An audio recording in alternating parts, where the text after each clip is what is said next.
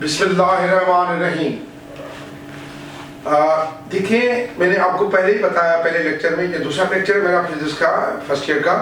मैंने पहले लेक्चर में आपको बताया कि फिजिक्स जो है वो उसमें ऐसी क्वांटिटीज होती है जिनको फिजिकल क्वांटिटीज कहा जाता है, जिनकी वैल्यू होती है रिकॉर्ड करने के लिए, तो उसको कहा जाता है यूनिट। मिसाल के तौर पर अगर मैं कहूँ कि लेंथ कितनी है 80, अगर 80 सिर्फ कहूँगा तो क्लियर नहीं है, 80 सेंटीमीटर कहूँगा, 80 मीटर्स कहूँगा, 80 मिलीमीटर कहूँगा, तो फिर जाके वो क्लियर हो जाती है चीज़।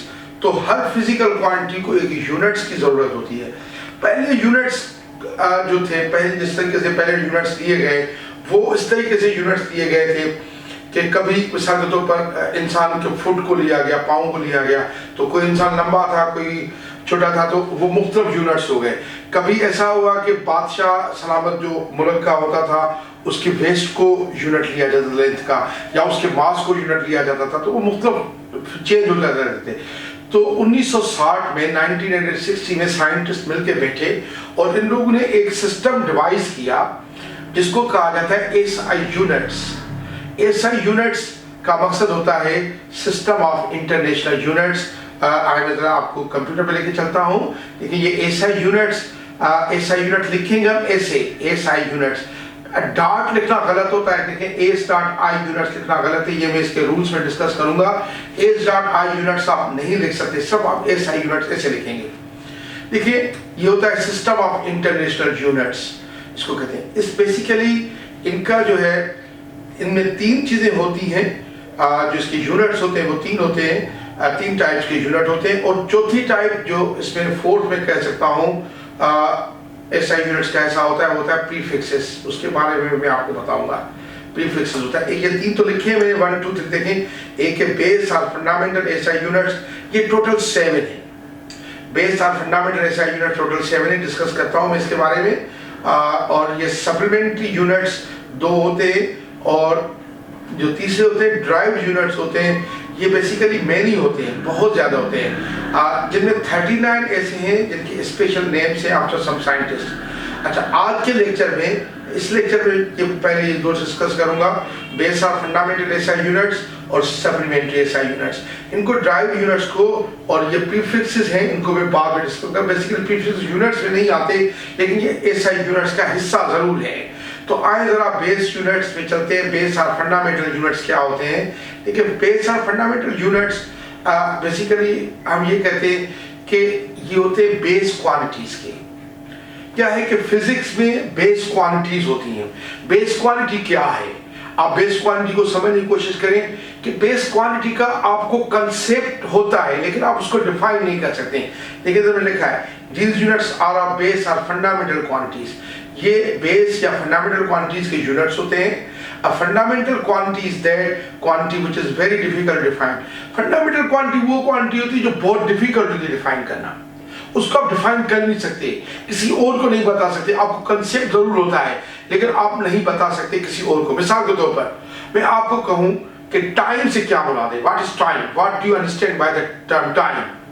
अब आप टाइम को कहेंगे वक्त, अरसा, बीच में कुछ जो होता है, इस तरह का कुछ कहेंगे, लेकिन प्रॉपर डेफिनेशन जो भी आप कहेंगे वो टाइम की टाइम में होगी। इस तरह में अगर आपको कहूँ कि लेंथ को डिफाइन करें, लेंथ को आप डिफाइन नहीं कर सकते।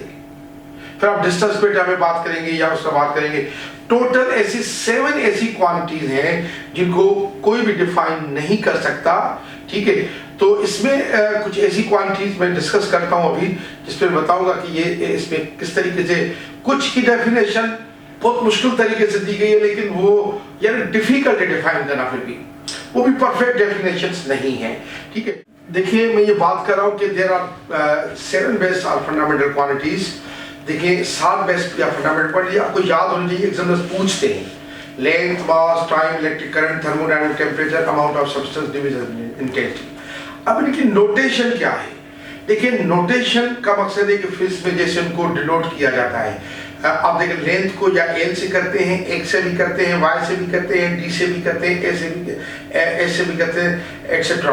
बहुत सारी और भी चीजें हो सकती हैं, यानी कोई इसका फिक्स नहीं। नोटेशन अभी तक साइंटिस्ट फिक्स नहीं कर सके। एसआई यूनिट इसका फिक्स है मीटर, लेकिन METRE वाला, हम ब्रिटेन इंग्लिश पढ़ते हैं METRE, और इसका सिंबल होगा स्मॉल एम। मास को स्मॉल एम और कैपिटल एम से शो करते हैं और उसका एसआई यूनिट होगा किलोग्राम और इसका सिंबल होगा केजी, के स्मॉल और जी स्मॉल। टाइम को स्मॉल टी और कैपिटल टी से शो करते हैं, इसका यूनिट होगा एस सेकंड और इसको स्मॉल एस से शो करते हैं। अच्छा, ये केजी दोनों लोअर केस में है, ये दोनों लोअर केस में है। लोअर केस का मतलब स्मॉल में, ये एस भी लोअर केस में है, ये ए कैपिटल है, के भी कैपिटल है। अच्छा, ये सीडी में देखिए, ये बता रहा हूं, लेंथ का जो यूनिट होगा मीटर, उसका सिंबल है एम। मास का नोटेशन स्मॉल एम और कैपिटल एम है, किलोग्राम इसका, और ये केजी का थे दोनों लोअर केस में। फिर टाइम का स्मॉल टी या capital T, second small S है, लोअर केस है।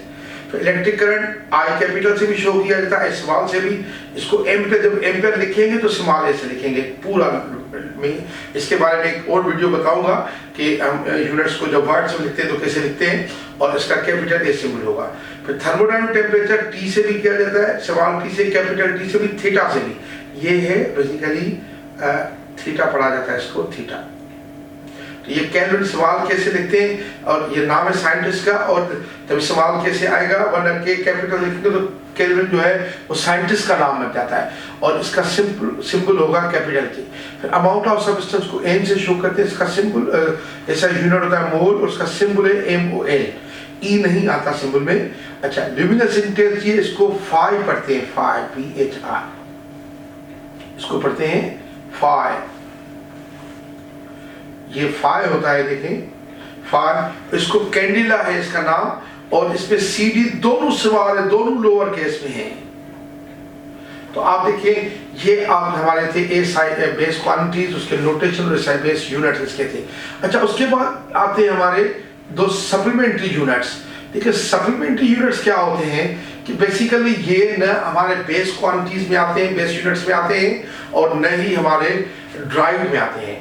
यानी देखिए, बेस क्वांटिटीज तो वो है जो अनडिफाइंड है, और ड्राइव यानी अनडिफाइंड है, और ड्राइव क्वांटिटीज वो है जिनको हम बेस टर्म में लेके आ सकते हैं। और लेकिन सप्लीमेंट्री यूनिट्स ऐसे होते हैं जिनको हम यूनिट एनालिसिस से करें तो उनके यूनिट्स निकलते ही नहीं है, और लेकिन उनको यूनिट्स हमने पहचान दिए। मिसाल के तौर पर अगर आपने देखा होगा थीटा है किसी चीज में, अगर आपका देखें, अगर सर्कल हो, अगर ये सर्कल है, ये इसका रेडियस है r, ये थीटा अगर रेडियंस में हो, ये s हो, तो s इसकी जो इक्वेशन होती है आप पढ़ेंगे, s इक्वल r थीटा होता है। तो अगर थीटा का यूनिट निकालूं s अपॉन r, s भी लेंथ है, r लेंथ है, ये भी लेंथ है, अगर ये मीटर हो, ये भी मीटर में, मीटर अपॉन मीटर, तो 9 यूनिट आते हैं। लेकिन थीटा को 9 यूनिट लिखेंगे तो पहचान नहीं पाते, तो हम इसको प्लेन एंगल कहते हैं, और इसके यूनिट्स को डिफाइन करते हैं। Unit of plane angle is radian, इसको रेडियन में कहते हैं। यानी सप्लीमेंट्री यूनिट्स वो यूनिट्स होते हैं जो बेसिकली इनके अलजेब्रा यूनिट्स, इनको यूनिट्स नहीं होते। लिखा है मैंने, these are units of those quantities which are neither base nor right. In units algebra there are no units of these quantities. Unit of इनके यूनिट्स नहीं होते। There are two, these are two number, ये सब दो हैं, सिर्फ दो हैं ऐसे। एक है यूनिट ऑफ प्लेन एंगल जिसको रेडियन कहा जाता है, इसका सिंबल होता है RAD, और दूसरा यूनिट ऑफ सॉलिड एंगल जिस स्टेट में ये प्लेन में होता है और ये वॉल्यूम में होता है। आप देखिए, मैं इनकी डेफिनेशन देने रखा हूं इधर। डेफिनेशन आप देखें, हमारी जो रेडियन की डेफिनेशन है, आपको सबसे पहले रेडियन की डेफिनेशन में बताऊंगा क्या है। देखिए, ये डेफिनेशन ऑफ रेडियन है कि angle subtended at the centre of a circle will be 1 radian. जो सेंटर ऑफ सर्कल पे एंगल होगी वो 1 रेडियन की होगी if arc length enclosed by 2 radius is equal to radius of circle. अगर arc length जो दोनों रेडियस से मिलती है, आर्क लेंथ बनती है, वो उसकी लेंथ 1 रेडियस के बराबर हो। यानी अगर ये आप सर्कल दे लें, आप अगर ये सर्कल मिला, मिसाल के तौर पर आप सर्कल लेते हैं,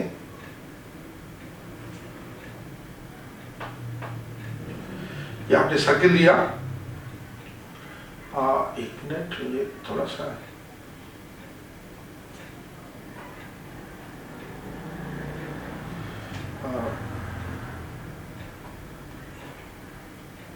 ये सर्कल लेंगे हम। देखिए, ये सर्कल लिया, देखिए इसमें जो है ये इसका सेंटर है, सेंटर है सर्कल का, और ये इसका जो है रेडियस है, ये O है, ये रेडियस है R, ठीक है।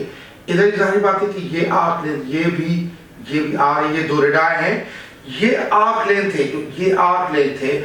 अगर ये arc length S B R के बराबर आ जाए तो ये जो एंगल सेंटर पे होगी ये 1 रेडियन की होती है।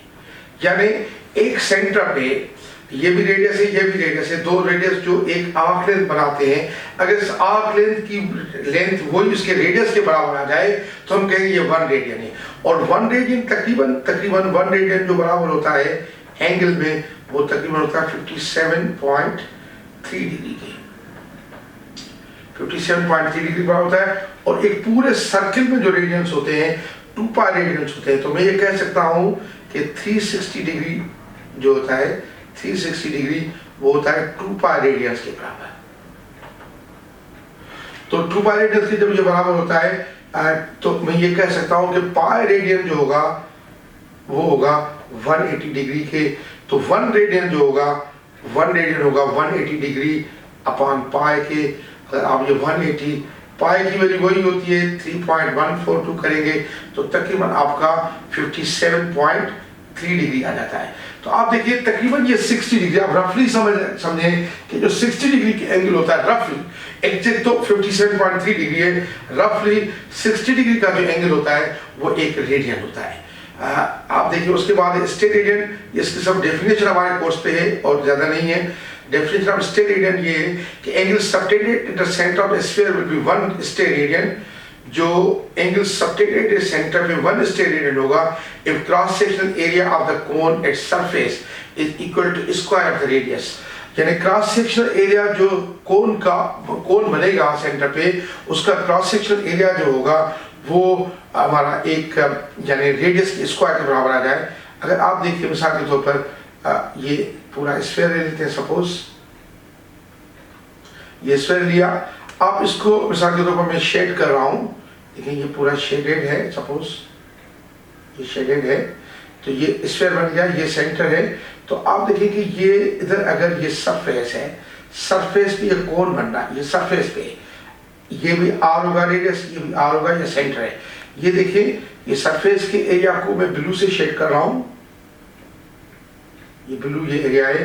तो आप देखिए अगर ये एरिया आर स्क्वायर हो जाए, यानी आर स्क्वायर, ये जो आपका जो सरफेस पे बनेगा ये कोन बनेगा इस तरह, इधर मैं सेपरेट बना के दिखा रहा हूँ, ये कोन बनेगा, ये भी आर होगा, ये भी आर होगा, ये स्फीयर के सरफेस पे बनेगा।